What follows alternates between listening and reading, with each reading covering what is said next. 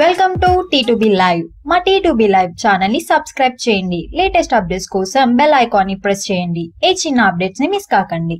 Tollywood number 1 director S S Rajamouli upcoming మూవీపై ఇండస్ట్రీలో భారీ అంచనాలు ఉన్న విషయం తెలిసిందే. బాహుబలి 2 హ్యూమంగస్ సక్సెస్ తర్వాత టోటల్ ఇండియా ఎంతో ఆతృతగా ఎదురు చూస్తున్న ఈ సినిమా కోసం టాలీవుడ్ లో ఉన్న హీరోలందరూ ఆ ఛాన్స్ తమనే వరుస్తుందేమోనని ఆశగా ఎదురు చూస్తున్నారు. కాగా ప్రస్తుతం ఇండస్ట్రీలో వినిపిస్తున్న వార్తల ప్రకారం ఓ ఇద్దరు హీరోల పేర్లు మాత్రం ప్రముఖంగా వినిపిస్తున్నాయని చెబుతున్నారు.